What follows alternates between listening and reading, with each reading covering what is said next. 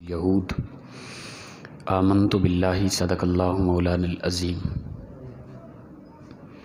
معزز و مکرم سامعین، کروڑوں بار شکر ہے اس پروردگار عالم کا کہ جس نے آج ہمیں پھر سے یہ عظیم سعادت نصیب فرمائی کہ ہم روزے کی حالت میں نماز عصر کے بعد اللہ کے گھر میں اللہ کی بارگاہ میں حاضر ہو کر دین متین کی باتیں سننے کے لیے حاضر ہوئے۔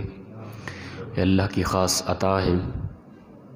پروردگار نے ارشاد فرمایا لَتَجِدَنَّ أَشَدَّ النَّاسِ عَدَاوَةً لِلَّذِينَ آمَنُوا الْيَهُودَ وَالَّذِينَ أَشْرَكُوا۔ مفہوم قرآن اس طرح ہے کہ فرمایا کہ ایمان والوں کے سخت ترین دشمن یہودی ہے۔ یہ خود قرآن فرما رہا ہے، سخت ترین لَتَجِدَنَّ أَشَدَّ النَّاسِ، لوگوں میں سے سب سے سخت ترین دشمن ایمان والوں کے یہودی ہیں اور مشرک لوگ ہیں۔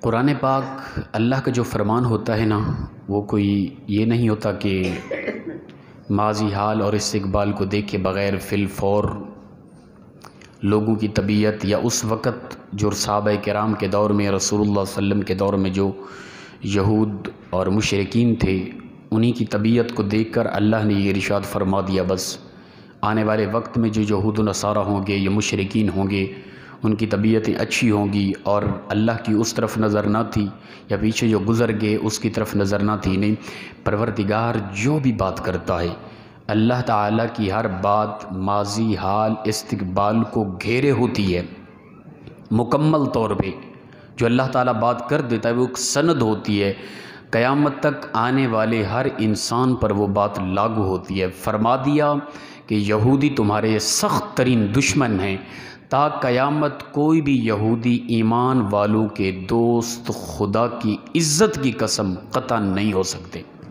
یہ حتمی فیصلہ ہے۔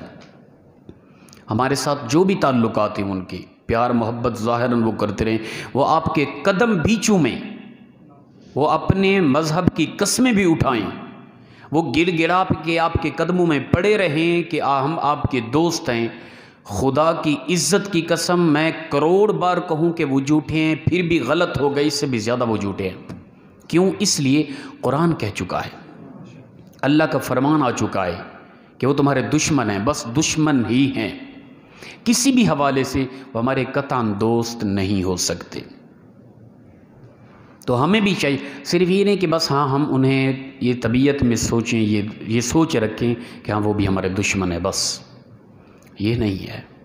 ہم انہیں دشمن سمجھیں اور دشمن بنا کے رکھیں، یہ قرآن کا فیصلہ ہے۔ اسی طرح اٹھا کے دیکھیں 28 پارہ اللہ تعالیٰ فرماتا ہے لا تجدوا قوما یؤمنون باللہ والیوم الآخر۔ فرمایا پیارے محبوب صلی اللہ تعالیٰ علیہ وآلہ وسلم، آپ کہیں بھی نہیں پائیں گے ایسی قوم ایمان والی ہو جو ایمان رکھتی ہو اللہ پر اور آخرت کے دن پر ایمان رکھتی ہو، ایسی قوم ایمان والے ہوں، مومن ہوں، اور وہ اللہ پر آخرت پر ایمان رکھتے ہیں، یوادون من حاد اللہ ورسولہ۔ ایمان والوں کو سمجھایا جا رہا ہے اے ایمان والو، اے پیارے محبوب، ایمان والے کون ہیں؟ ایمان والوں کی مین علامات فرمایا ایمان والے وہ ہیں کہ وہ کبھی بھی ایسے بندے کے ساتھ یارانہ دوستی نہیں رکھیں گے جو اللہ اور اس کے رسول کا دشمن ہو۔ وہاں فرمایا کہ مشرک اور یہودیت ایمان والوں کے سخت ترین دشمن ہیں۔ یہاں فرمایا کہ قطعاً وہ لوگ ایمان والے نہیں ہو سکتے جو ایسے لوگوں کے ساتھ دشمنی نہ رکھیں، دوستی رکھیں جو اللہ اور اس کے رسول کے دشمن ہیں۔ اور آگے فرمایا کہ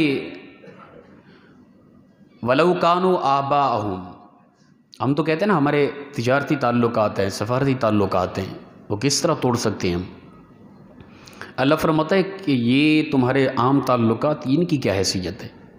ایمان تو یہ ہے، مومن تو وہ ہے کہ فرمایا کہ اللہ اور اس کے رسول کا دشمن ہو اور اس کے ساتھ یارانہ اور دوستی ہو مومن کی، ایسا ناممکن ہے۔ وَلَوْ كَانُوا آبَاءَهُمْ، چاہے ان کا وہ باپ ہی کیوں نہ ہو، باپ اللہ اور اس کے رسول کی مخالفت کرتا ہو، بیٹا مومن ہو اور بیٹا باپ کے ساتھ یارانہ رکھے، قطعاً ایسا نہیں ہوگا۔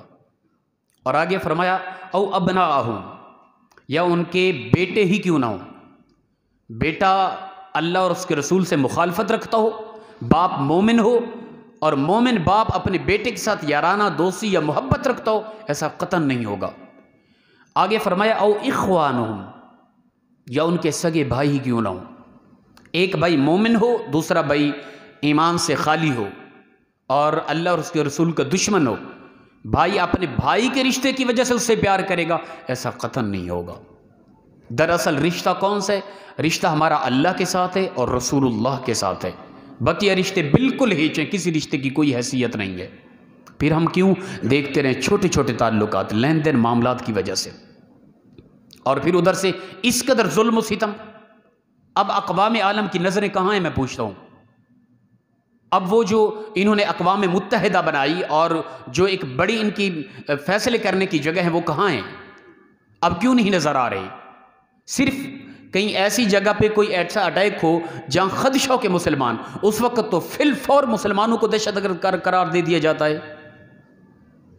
کائنات کے اندر خدا کی عزت کی قسم سب سے بڑے دہشت گرد یہ یہود و نصارہ ہیں، یاد رکھیں، یہ حقیقت بات ہے۔ آپ اٹھائیں تاریخ کو دیکھیں، اس نے اچھا کیا تھا، اس نے یہ چندے جو چھوڑے تھے صرف سبق کے لیے اور آنے والی قوم کو دکھانے کے لیے، وہ عامر ہٹلر نے، کاش کہ وہ ان کا ستیہ ناش کر دیتا، کسی کو نہ چھوڑتا، آج اطمینان ہوتا، دنیا کے اندر سکون ہوتا۔ ایسے یہ شیطان کے بچے ہیں یا شیطان کے چیلے ہیں، جب تک یہ دنیا کے اندر ہے نا، اطمینان سکون دنیا کے اندر نہیں حاصل ہو سکتا۔ اور پھر انہی کی طرف سے اسلام پر حملے کہ اسلام مسلمان دہشت گرد، اسلام تو امن کا، اسلام کا معنی ہی دیکھ لو، اسلام تو امن کا درس دیتا ہے، اسلام تو سلامتی سے ہے۔ ہمارے ہاں ادھر کتنی غیر مسلم، کتنے مذہب رہتے ہیں ملک پاکستان کے اندر، کوئی کہے کہ ہمیں مذہب کی بنیاد پہ عام طور پہ ظلم و ستم کیا جاتا ہے؟ ہاں یہ ہے کہ کوئی ہمارے مذہب پہ اٹیک کرے گا تب ہم اس کی گردن پکڑیں گے، وہ چاہے جہاں کہیں بھی ہے، لیکن اس کے علاوہ کوئی اگر ہمارے اس وطن عزیز پاکستان میں رہ رہا ہے، اطمینان کے ساتھ سکون کے ساتھ ہے۔ یہ ایک دلیل ہے ہمارے پاس کہ اسلام امن کا درس دیتا ہے، ہم کسی کے ساتھ کوئی اس طرح کا معاملہ نہیں کرنا چاہتے۔ سب سے بڑے دہشت گرد یہی ہیں، تو یہ دشمن ہے اسلام کے، ایمان والوں کے، تو اللہ فرماتا ہے کہ مومن بھی ان کو دشمن بنا کے رکھے، اور جو اللہ اور اس کے رسول کا دشمن ہے، دین اسلام کا دشمن ہے، ایمان کا دشمن ہے، وہ چاہے ایمان والے کا باپ ہے، بھائی ہے یا بیٹا ہے، مومن کا یہ بالکل نظریہ نہیں ہے کہ مومن اس کے ساتھ یارانہ رکھے گا۔ یہ ایمان کی ایک علامت ہے، ایمان کی ایک غیرت ہے۔ آگے فرمایا او عشیرتہم، یا ان کے جتنا بھی قریبی رشتہ دار ہوں گے، کوئی رشتہ مصطفیٰ کے مقابلے میں نہیں آ سکتا۔ ہمارا رشتہ اللہ کے ساتھ، اللہ کے رسول کے ساتھ ہے، بس جو اللہ اور اس کے رسول کے معاملات سے بغاوت کرے گا اس سے ہمارا کسی قسم کا کوئی تعلق نہیں ہے۔ ہم تو کہہ رہے ہیں کہ ہمارا سگا باپ ہو، ہمارا بھائی ہو، ہمارا بیٹا ہو سگا، اس سے ہمارا تعلق ختم۔ تم کہتے ہو کہ ہمارے تعلقات خراب ہوں گے ان کے ساتھ، اور انہوں نے اس قدر حملے کیے ہوئے ہیں، اور ہر طرف سے پھر بعض اوقات ہوتا ہے جس طرح کہ چل رہا تھا برما میں، کہتے ہیں یہ ان کا اندرونی مسئلہ ہے، یہ اندرونی مسئلہ نہ تھا، یہ مذہبی مسئلہ تھا، ان کے ملک کا گھر کا مسئلہ تھا، تو گھر کے اندر ان کے اپنے بدھ مت کیوں نہیں مارے گئے، ان کے اپنی بدھ مت بیٹیوں کی عزتیں خاک میں کیوں نہیں ملائی گئی، صرف مسلمان بچیوں کی 90,000 بچیوں کی عزتوں کو پامال کیوں کیا گیا؟ یہ مذہب کی جنگ تھی، یاد رکھیں، یہ غیرت ہے۔ اس معاملات کو، اس آواز کو اٹھائے۔ ہمارا الیکٹرانک میڈیا بھی خاموش ہوتا ہے، نہیں آواز اٹھاتا، وہ اصل ہمارے ہاں بڑے جو ان کا دباؤ ہوتا ہے۔ ایمان کی غیرت ہے، اگر یہاں خاموش رہے، ظاہری تعلقات کی بنیاد پر ہم نے ان کے ساتھ یہ تعلقات قائم رکھے، تو پھر اللہ کے رسول سے تعلق پھر ہمارا ٹوٹ جائے گا، یاد رکھیں۔ پھر جو ہی سانس رکے گی پھر ہماری گردن سے پکڑا جائے گا، بتاؤ تم نے کن لوگوں سے تعلق قائم کیے تھے؟ اللہ فرماتا ہے وَمَا مِن دَابَّةٍ فِي الْأَرْضِ إِلَّا عَلَى اللَّهِ رِزْقُهَا، پروردگار نے رزق کا ذمہ اٹھایا، پوری کائنات میں رینگنے والے کیڑوں کا رزق کا ذمہ بھی اللہ نے اٹھا رکھا ہے۔ تم اپنے رزق کی توجہ اس طرف رکھی ہوئی ہے کہ وہ تمہیں رزق دے رہے ہیں کیا؟ اللہ اکبر۔ فرمایا اولئک کتب فی قلوبہم الایمان، یہ لوگ ہیں جن کے اندر ایمان کی یہ غیرت ہے کہ اپنے بھائی کو، اپنے بیٹے کو، اپنے باپ کو، اپنے قریبی رشتہ داروں کے تعلق کو نہیں دیکھتے، ان کی نظر تعلق مصطفیٰ کی طرف رہتی ہے ہمیشہ. یہ لوگ ہیں پروردگار نے ان کے دلوں کے اندر اپنی قوت کے ذریعے ایمان کو پختہ کر دیا ہے. وَأَيَّدَهُمْ بِرُوحٍ مِّنْهُ، اللہ نے مہر لگا دیے. ایسا پختہ ایمان ہے اور صحیح معنی یہ سچے مومن مسلمان ہیں. یہ ایمان کی علامت ہے. اللہ فرماتے سگے بھائی، سگے باپ، سگے اپنا بیٹے اور قریبی رشتہ داروں کو سے بائیکاٹی کر دو اگر اسلام کے حوالے سے تم سے مختلف ہیں وہ. لیکن ہمارے ہاں چھوٹے چھوٹے تعلقات کی بنیاد پر ہم کہتے ہیں نا ہم تو ان سے کچھ نہیں کہہ سکتے نا میرے بھائی، ہمیں رزق اللہ دے رہا ہے، ہمیں کوئی اور رزق دینے والا نہیں ہے. میں کہتا ہوں ایک دفعہ کر دو اعلان، یا کم از کم اقوام عالم میں آواز تو اٹھاؤ یار. ان کے ہاں بڑی عدالتوں میں آواز تو اٹھاؤ نا، پوچھو یہ کیا ہو رہا ہے، کیوں اس قدر نماز کی حالت میں حملے کیے جا رہے ہیں اسلام پر. اس وقت دہشت گردی یاد کیوں نہ آئی ان لوگوں کو. فرمایا یہ ایمان کی غیرت ہے، یہ لوگ ہیں اللہ نے ان کے دلوں کے اندر پختہ ایمان کر دیا. وَيُدْخِلُهُمْ جَنَّاتٍ تَجْرِي مِن تَحْتِهَا الْأَنْهَارُ، انہی کو اللہ داخل فرمائے گا ایسی باغات میں، ایسی جنت میں جن کے نیچے نہریں چل رہی ہے. خالدین فیہا، اس میں یہ ہمیشہ رہیں گے. رضی اللہ عنہم ورضوا عنہ، اللہ ان پر راضی ہو چکا اور وہ اللہ پر راضی ہو چکے. اولئک حزب اللہ، یہ اللہ کا گروہ ہے، اللہ کا یہ گروہ ہے. پروردگار نے گروہ بندی کر رکھی ہے. اس حوالے سے مسلمان، ہم تو مسلمان آپس میں گروہ بندی کے حوالے سے بڑا اٹیک کرتے ہیں، بڑی مخالفت ہوتی ہے. لیکن کبھی ایک امت ہو کے، مسلمان ہو کے، متحد ہو کے کفر کے خلاف آواز کبھی نہیں اٹھاتے ہم. اور یہی بنیادی وجہ ہے کہ آج ہم ہر طرف سے ذلت اور رسوائی کا سامنا ہم کر رہے ہیں کہ ہم نے کبھی بھی ایک متحد مسلمان ہو کے، ایک قوم ہو کے ہم نے آواز نہیں اٹھائی کہ کفر کو ہم للکاریں. ہر طرف سے اسلام پر حملے ہو رہے ہیں. جہاں کہیں بھی مظلوم نظر آتا ہے مسلمان نظر آتا ہے، جہاں کہیں بھی ظلم ہو رہا ہے، جہاں کہیں بھی زیادتی ہو رہی ہے، عزت کو پامال کیا جا رہا ہے، وہ مسلم خواتین بچیاں نظر آتی ہیں. وہ کیوں ہے؟ یہ اس میں ہمارا ذاتی قصور بھی ہے.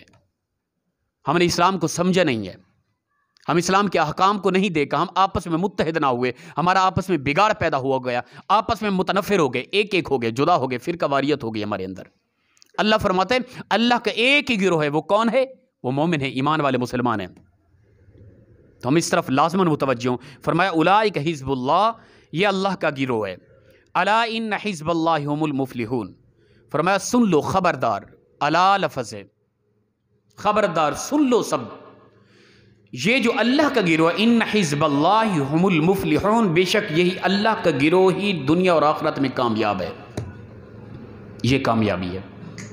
اللہ کے گروہ بن کے رہیں تب کامیابی ملے گی. وگرنہ ہم کہیں کہ فلاں کے ساتھ تعلقات فلاں اور دشمن کو دشمن نہ سمجھیں، اسلام دشمن کو اسلام دشمن نہ سمجھیں، ان کے ساتھ یارانہ ہو، ان کے ساتھ دوستی ہو، ان کے ساتھ تعلقات ہو، ان کے ساتھ معاملات ہوں اور انہی کو اپنی روزی کا وسیلہ بنا کے رکھیں، تو پھر یاد رکھیں اللہ نے اپنے گروہ سے خارج کر دیا، نہ ہمارے لیے جنت ہے، پھر انہی کے ساتھ ملا کر ہم جہنم کے اندر داخل کر دیے جائیں گے.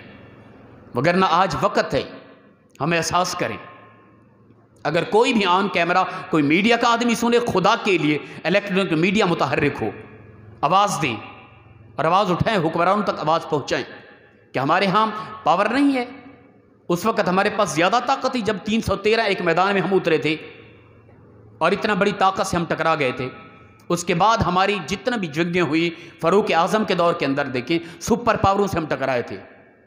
اس وقت ہم زیادہ تھے تعداد میں؟ کیا نا، لیکن اس وقت ایمان پختہ تھا. اس وقت یہ چیز تھی لا تجدو قوما یؤمنون باللہ والیوم الآخر، یہ چیز تھی ہمارے اندر. اس وقت ہم کسی رشتے کو نہیں دیکھتے تھے.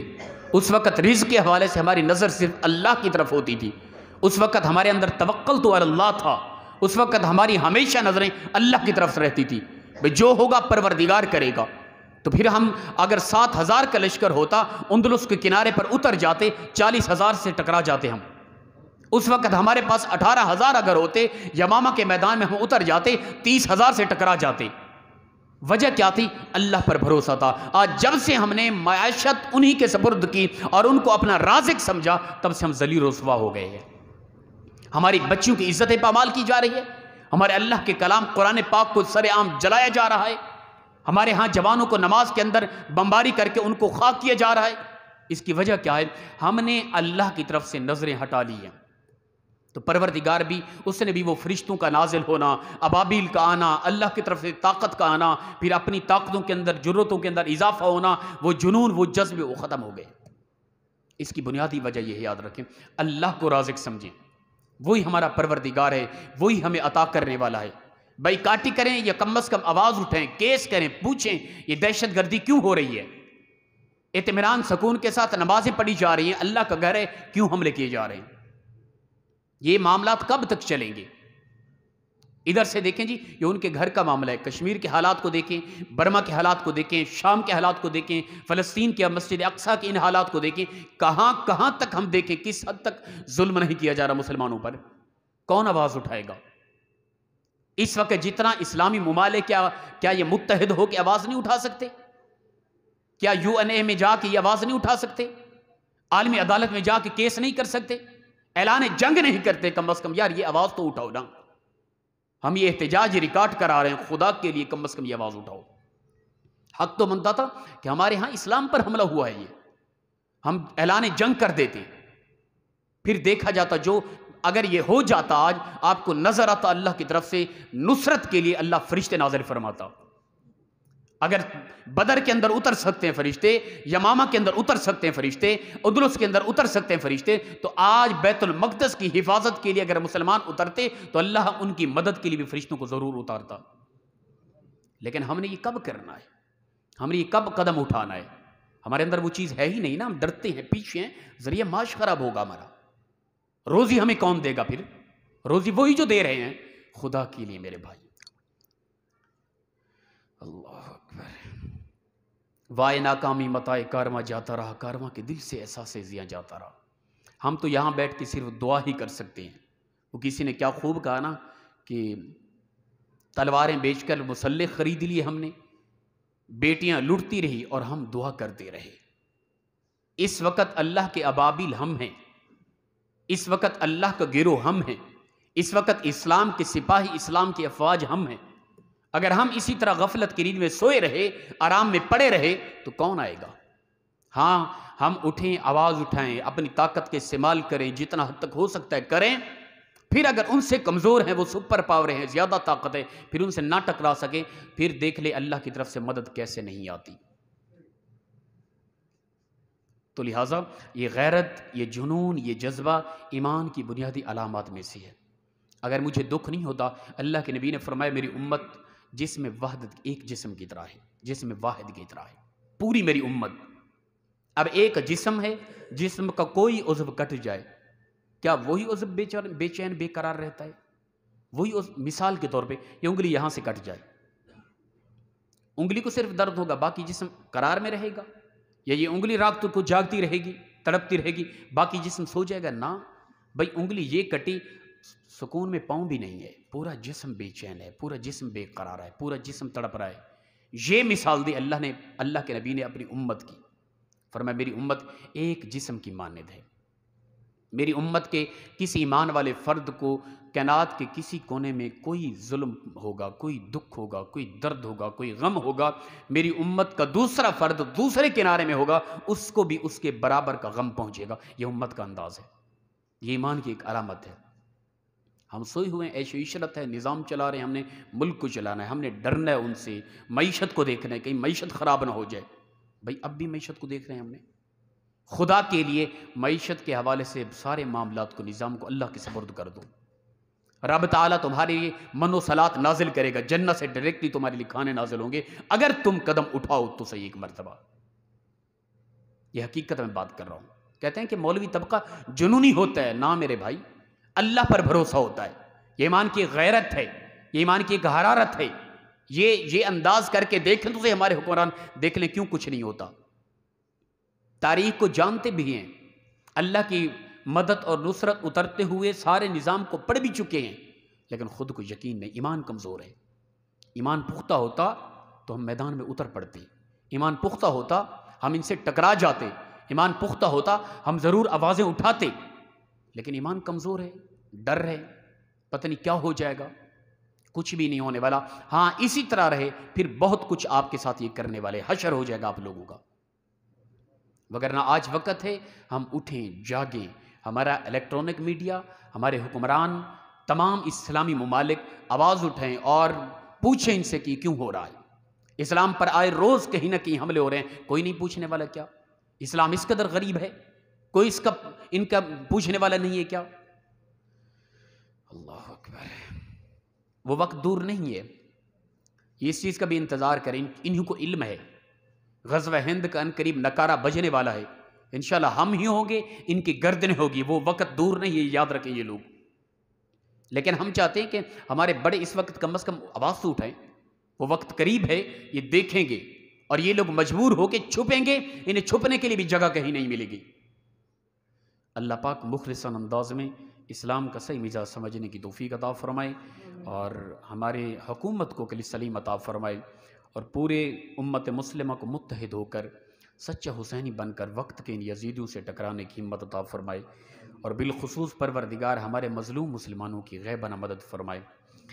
یہ سوال ہے بنیادی کہ جان بوجھ کر ٹوپی کے بغیر نماز پڑھنا ناپسندیدہ عمل ہے. خشوع و خضوع کے ساتھ وَأَقِیمُوا الصَّلَاةَ، نماز قائم کرو. نماز جب قائم کرنے، قائم کا مطلب ہے خشوع و خضوع ہو، مکمل طور پہ اللہ کی بارگاہ میں کھڑے ہو رہے ہیں. یار ادب ہو، احترام ہو، اخلاص ہو، محبت ہو، کوئی بھی مستحب عمل جان کے نہ چھوڑے اللہ کی بارگاہ میں جانے کے لیے.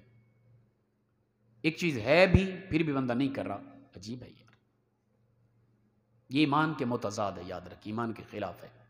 نماز ہو جاتی ہے، کوئی کہ حضرت نماز نہیں ہوتی، نہیں نماز ہو رہی ہے، لیکن اس طرح کی نماز ہو کہ اس میں خلوص بھی نہ ہو، اللہ کی بارگاہ میں کھڑے ہیں، ادب کے خلاف ہو، یہ مزہ نہیں ہے. ایسا نہ کریں بالکل نہیں. کچھ ساتھی اگر یہ طبیعت رکھتے ہیں کہ وہ بس جان بوجھ کے اس طرح کریں، وہ غلط کر رہے ہیں. جان بوجھ کے کرنا گناہ ہے، یاد رکھیں. احتیاط کریں. بغیر ٹوپی کے پگڑی پہنے، اس کی بڑے فضائل ہیں باقاعدہ حدیث مبارکہ کے اندر. نماز پگڑی کے ساتھ پڑھیں اور زیادہ اجر و ثواب ہے. نہیں ہے تو کم از کم ٹوپی تو پہنے نا. اور فرض نماز جماعت کے ساتھ ادا کر کے سلام پھیرتے ہی بقیہ نماز پڑھنا کیسا ہے؟ اجتماعی دعا میں شامل ہونے سے یار کیا ہو جائے گا؟ اگر کوئی کھڑا ہو کے پڑھ رہا ہے تو اس پر کوئی خاص شریف فتویٰ نہیں لگتا. ایک ایمانی اور ایک محبت بھرے انداز میں ایک سوال اٹھایا جی بھائی بتائیں بھائی آپ لوگ اگر اجتماعی دعا میں شامل ہو جائیں تو اس میں کیا حرج ہے؟ مسلمانوں کے لیے، مریضوں کے لیے دعا کی جا رہی ہے، اپنے گناہوں کی بخشش مانگی جا رہی ہے. آپ لوگ ساتھ بیٹھ کے آمین کہہ رہے ہیں جو لمحہ، کیا وہ لمحہ بہتر ہے یا پڑھ کے جو آپ نے جا کے معاملات جس قدر ایمرجنسی ہے وہ جا کے کرنے ہیں وہ زیادہ ایمرجنسی اور ضروری ہے؟ کیا غلط ہے، ایسا نہ کیا کریں. بہتر ہے کہ اجتماعی دعا کے اندر اللہ کے نبی صلی اللہ علیہ وسلم نے فرمایا مقبول ہونے والی دعاؤں میں سے بہترین دعا فرض نمازوں کے بعد مانگی گئی دعا ہوتی ہے جو کبھی رد نہیں ہوتی. تو کوئی بھی ساتھی ہے اس طرح کی طبیعت نہ رکھیں، اجتماعی دعا کے اندر شامل ہو گیا کریں. یہ بہت بڑا اجر ہے اور یہ دعائیں ہمیشہ قبول ہونے والی ہوتی ہیں. جی اور کوئی حکم اس کے علاوہ؟ جی اللہ پاک عمل کی توفیق عطا فرمائے. جی اللہم